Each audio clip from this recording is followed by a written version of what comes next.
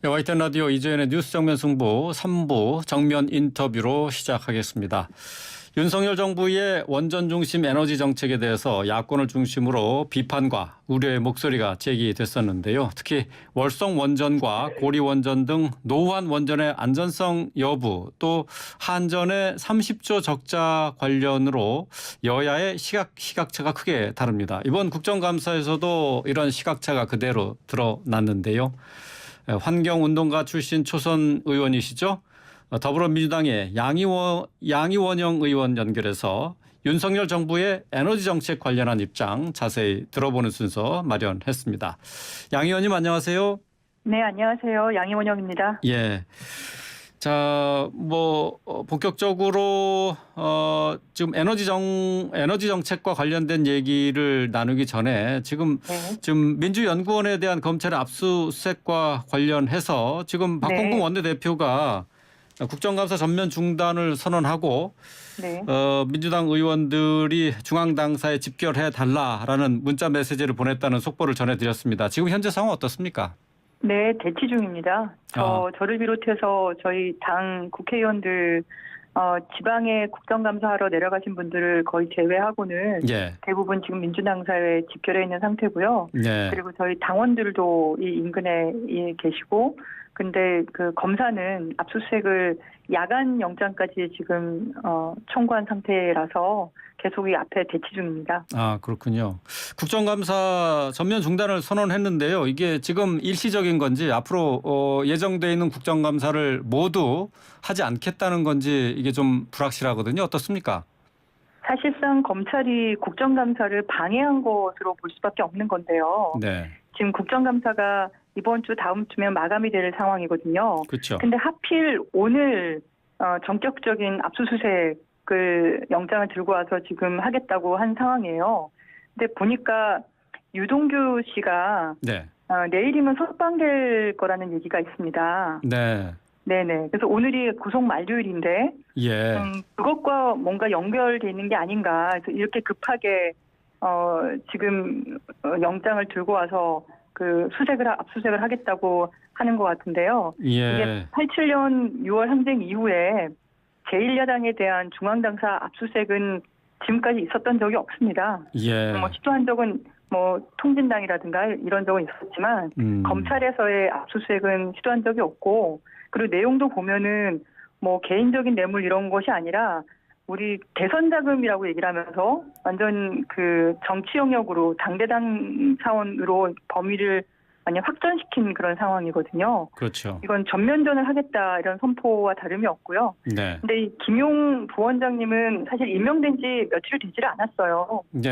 그래서 여기에 압수수색을 하겠다는 게 사실 그 정당성이 별로 없습니다. 정치적인 쇼를 하는 게 아닌가. 지금 지지율이 한 24%까지 떨어지고 나니까 검찰을 앞세워가지고 이렇게 진행하는 거 아닌가, 이렇게 의심이 될 정도의 상황입니다. 검찰을 앞세운 정치적인 쇼로 보인다라고 말씀하셨는데, 유동규 씨가 내일 석방된다라는 얘기를 들으셨다고요? 네네, 그런 얘기를 지금 하고 있더라고요. 지금 대선 자금 수사다라고 얘기를 갑자기 이게 방향이 틀어진 거잖아요. 그리고 이제 범위를 확전시킨 건데 그것의 단 하나의 근거는 유동규 씨의 진술에 근거하는 것 같습니다. 이 석방과 불구속 수사 이런 것과 뭔가의 모종의 뭔가가 있지 않았던가라고 밀어서 이제 의심할 수밖에 없는 상황인 건데요. 그렇지 않고서는 지금 중앙당사 자체를 이렇게 압수수색하겠다고, 그것도 국정감사 중에 이렇게 하는 거는 초유의 일인 거죠. 상식적으로 맞지 않는 일이고요. 어제 법사위에서도 얘기가 잠깐 나왔습니다마는 유동규 씨에 대한 검찰의 회유가 있지 않았느냐라는 점에서 강력하게 이 부분에 의심이 간다, 이렇게 보시는 거겠네요. 큰 그림을 애초부터 그려놨던 게 아닌가라는 생각이 드는데요. 저희가 검찰법 개정을 하면서 세계에서 유일하게 수사권과 기소권이 독점되어 있는 검찰의 과도한 권한 집중 문제를 좀 해결을 해보겠다고 해서 그나마 부패하고 경제 범죄는 기소권을 남겨둔 상태였거든요. 근데 국회 입법권을 사실상 무력화시키면서 시행령을 규정을 해가지고 선거법, 대선 자금에 대한 선거법이라든가 얼마 전에 사국 장관 구속영장 청구한 것도 직권남용에 대한 건데 이거를 다 이 부패 경제사범만 경제범죄만 할 수 있게 되는 것을 이건으로 다 확장을 시켜놨잖아요. 네. 사실상 법을 위반한, 그러니까 모법을 위반한 그 시행령을 만든 이 과정 자체가, 그리고 애초부터 검찰법 개정하는 것을 그렇게 극렬하게 반대한 이유가 오늘에 있는 이런 어떻게 보면 87년 이후에 초유의 일인 어떤 제1야당의 당사 압수수색으로 그 야당을 탄압하는 정치 탄압까지의 큰 그림을 쭉 그려온 게 아닌가 그런 생각이 들 정도입니다. 예, 알겠습니다. 지금 대치 중이라고 하는데 상황 저희가 계속해서 지켜보도록 하겠습니다. 자, 계속해서 이제 윤석열 정부의 에너지 정책 관련한 얘기를 좀 나눠 보겠는데요. 네. 자, 의원님이 지난 2020년부터 월성 원전의 삼중 수소 유출 의혹을 제기하면서 우려를 표하신 바가 있습니다. 네네. 어제 월성 원전의 현장 국감 설명회가 있었는데 여기에서도 관련 질의를 하셨죠? 네, 그렇습니다. 정확하게 1년 9개월 전인데요. 네. 2021년 1월 18일, 1월 18일 아마 그때였던 것 같습니다. 네. 그때 저희가 월성원전 현장을 방문을 했습니다. 예. 그 이유는 월성원전 부지가 한 87만 평? 100만 평이 채 안 되는 부지인데 네. 거기에 27개의 관측정이나 그 우물이라고 합니다. 예. 거기에 그냥 고농도의 방사성 물질 오염이 된 것이 확인이 된 겁니다. 근데 이것도 내부 제보로 인해서 확인이 된 거고요. 스스로 한국수력원자력 주식회사라든가 아니면 규제기관인 원자력안전위원회 차원에서 공개된 게 아니라 그 관련한 문서가 한 시민단체 우편함에 꽂혀 있으면서 이게 언론을 통해서 밝혀진 거거든요. 익명의 제보가 있었군요. 네네. 현장에 가서 이제 확인을 했는데 오염된 건 사실인데 그게 뭐 빗물 때문에 그랬다라는 등 아니면은 공기 중에 있는 게 뭐 전이 된 거라는 등 사실 상식적으로 말이 안 되는 과학적이지도 않는 그런 해명을 하기도 했고 그리고 더더구나 이렇게 오염된 건에 대해서 원래 24시간 이내에 홈페이지와 그리고 규제기관에 보고하고 공개하도록 되어 있거든요. 그걸 지키지 않은 것도 좀 자의적인 선택 취사하는 그런 해설집 가지고 그 공개하지 않는 것을 정당화시키는 그런 설명들이었어요. 근데 그 이후에 원자력안전위원회 민간조사단에서 확인을 해보니까 여기에 하용우 해결료가 물속에 넣어져서 지하에 보관되어 있습니다. 근데 그 벽에서 지속적으로 그 오염수가 유출되고 있다는 뭐 누설이라고도 얘기를 하는데 그게 확인이 된 겁니다. 그리고 내부의 벽도 다 갈라져 있고 부풀어 있고 이 건도 사실 스스로 공개한 게 아니라 또 이것도 내부 제보에 의해서 언론사 통해서 공개가 된 거거든요. 그래서 현장을 가서 봤더니 그 외벽에 지금도 누설이 진행되고 있는 것 같고 그리고 유공관이라고 하는 뭐 지하수 빗물 이런 것들도 섞여서 오염수가 고여 있는 것 같은 현장을 확인하게 된 거고요. 그리고 내부의 손상권은 저희가 미처 확인하지 못했는데 뭐 이 건도 사실 한국수력원자력 주식회사에서 좀 국감을 좀 방해하는 행위가 아니었나 싶긴 한데요. 아무튼 그래서 그거는 내부 확인을 못해서 자료 제출을 요구한 상태입니다. 그래요. 그 관측정에서 그 방사성 오염 물질이 발견됐다라고 하셨는데 이게 그 삼중수소를 말씀하시는 겁니까? 네, 삼중수소이고요. 나중에 민간조사단을 통해서 확인해 본 거는 코발트 60이라고 하는 감마선을 내뿜는 그리고 우리 몸에 들어왔을 경우에 뼈에 축적이 돼서 여러 가지 질병을 일으키는 그 코발트까지도 코발트가 아니고 그건 스트론튬인데 이건 코발트는 약간 다른 건데요. 어쨌든 감마선을 내뿜는 그런 방사성 물질도 오염이 된 것으로 확인이 됐죠. 그래요. 그러니까 이 사용 후 해결료 저장소에서도 오염수가 누출됐다고 하는 것도 역시 삼중수소를 말씀하시는 것이고. 네네, 삼중수소인데요. 이 삼중수소는 가장 작은 방사성 동위 원소입니다. 가장 작은 방사성 동위 원소라서 쉽게 바깥으로 나갈 수 있는데 이렇게 이제 물과 함께 바깥으로 나온 걸로 미뤄 짐작이 되는 거고요. 이 삼중수소는 사실 방사 선량은 굉장히 약합니다. 그래서 바깥에서 그냥 쬐을 때는 그렇게 크게 건강에 위해가 가지는 않는데요. 네. 문제는 이 삼중수소가 유기화합 물질과 같이 결합이 돼서 또는 물과 함께 결합이 돼서 우리 체내로 들어왔을 경우가 문제가 좀 됩니다. 예. 물론 많은 양은 대부분은 바깥으로 빠져나가지만 그 일부가 우리 몸에 흡수가 돼서 몸의 구성 성분이 될 경우에 네. 그러면 이제 방사선 붕괴와 함께 주변 세포들을 영향을 미칠 수 있는 거죠. 그래서 방사 선량이 약하다고 해서 아무 문제 없다 이렇게 보기는 어려운 거고요. 네. 특히나 제가 이 건이 크게 문제가 되지 않은 것처럼 얘기를 하길래 그러면 그 삼중수소 오염된 물을 내가 반출해서 가지고 나가겠다. 국정감사장에서 사람들에게 마실 수 있냐고 물어보겠다라고 예. 했더니 그건 또 법적으로 액체 폐기물이기 때문에 그러니까 액체 폐기물로 처리가 돼야 되는 겁니다. 아무리 그 방사 선량이 적다 하더라도 그래서 외부 반출이 안 된다라고 이제 답을 받았습니다. 예. 의원님께서 말씀하신 이 삼중 수소와 관련해서는 좀 논란이 있습니다. 이게 자연 상태에서도 얼마든지 검출이 되고 지금 문제가 된 삼중 수소의 검출량이 멸치 1g을 먹는 수준이다라는 반박도 있었어요. 그거는요. 그 생물학적이고 생화학적인 지식이 없는 상태에서 얘기를 하는 얘기고요. 제가 아까 말씀드린 것처럼 네. 방사 선량이라는 건 에너지량이거든요. 그것과 방사성 동위원소가 체내에 들어왔을 때 몸의 구성 성분이 돼서 몸에 영향을 미치는 것과는 다른 차원의 얘기입니다. 그리고 이 삼중수소라는 것이 그 자연 상태에 있는 이유가 근데 미량으로 존재합니다. 이렇게 뭐 몇만 베크레, 몇십만 베크레 존재하진 않고요. 미량으로 존재하는데 그 이유가 아주 예전에 우리가 핵실험을 방사성 물질이 얼마나 몸에 안 좋은지 모를 때 사실 핵실험 관광도 있지 않았습니까? 핵실험을 할 때 많이 삼중수소가 방출이 되었고요. 그리고 원전에서 이렇게 방출이 되면서 그러면서 환경으로 흩어진 거고 뭐 체르노빌 원전 사고도 있고 또 후쿠시마 방사성 오염수도 삼중수소가 대부분 들어있는 거거든요.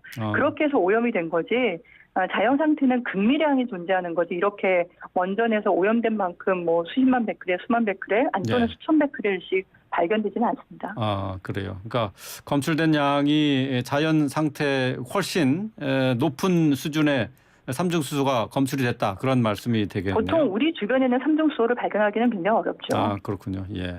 어제 현장 국감에서 한수원이 삼중수소 누출과 관련해서 규정에 따라 발표를 했고 또 월성 1호기 차수막 복구는 내년 3월까지 시행하겠다.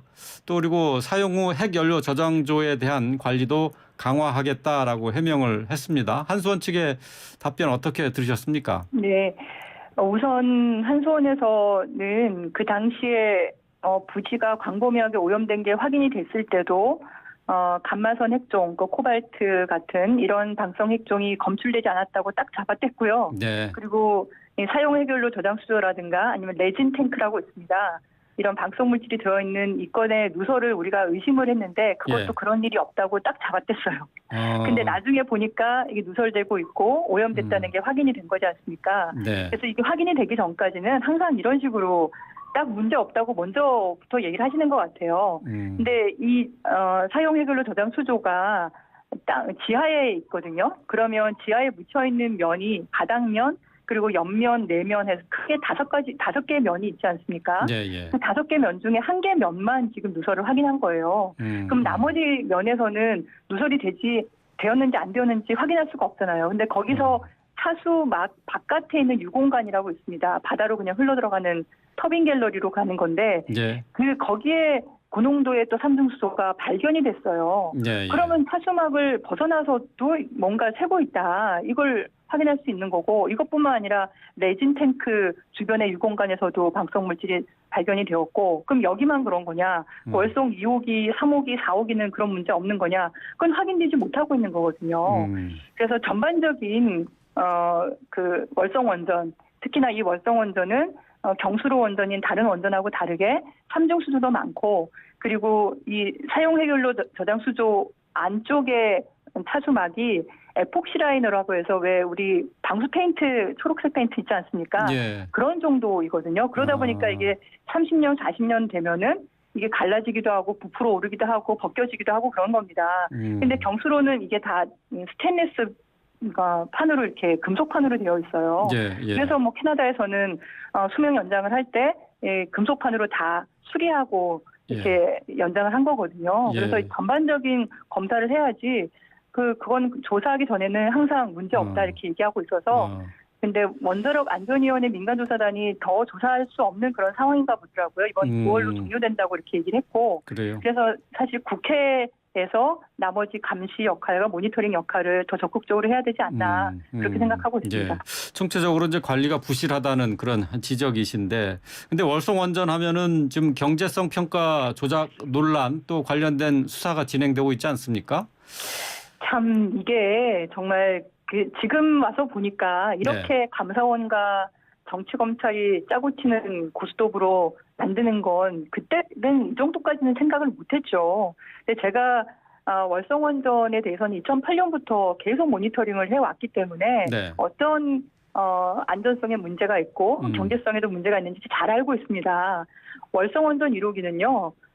체르노빌 원전 사고 이후에 개선된 개선 상황도 반영되지 않아서 2017년에 행정법원으로부터 수명 연장 취소 판결을 받은 그런 위법하게 수명 연장된 원전이었어요. 안전성에 문제가 있어서. 2000 몇 년이라고요? 17년이요. 2017년이요. 예. 네, 박근혜 정부 당시 때죠. 2017년이면은 2월 달에. 2017년 2월 달에. 예. 네.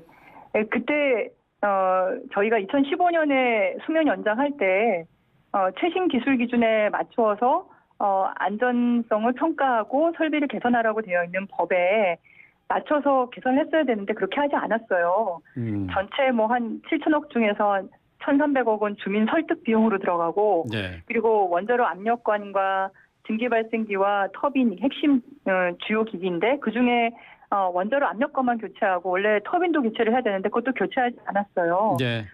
뭐 여러 가지 안전성의 문제가 있다는 게 다 확인이 되는 그런 상태였고 그러다 보니까 원전이 가동되다가 중간에 멈춰가지고 이용률이 50% 간 넘어서는 정도밖에 안 돼서 발전 단가가 판매 단가의 2배나 되는 판매 단가가 60원인데 발전하는 데 들어가는 비용이 120원씩 되는 거예요. 그래서 거의 폐쇄하기 전까지 10년 동안 재무상 항상 마이너스. 그래서 8,900억인가 마이너스를. 그러니까 경제성 평가에 문제는 없는 것이다. 그런 말씀이시네요. 경제성 평가는 이용률을 어떻게 하냐에 따라서 달라지는 거기 때문에. 근데 그거보다 사실 더 중요한 거는 사업자 편에서는 재무 평가거든요. 재무상 항상 적자를 내는 발전소를 왜 굳이 끌고 갑니까? 정치적인 이유가 아니라면.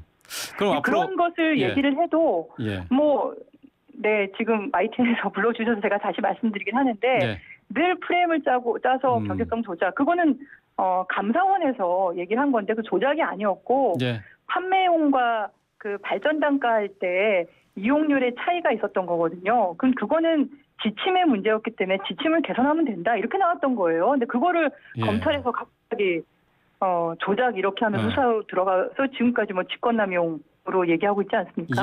그렇죠.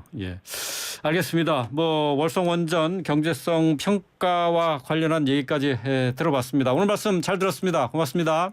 네, 감사합니다. 지금까지 더불어민주당의 양이원영 의원이었습니다.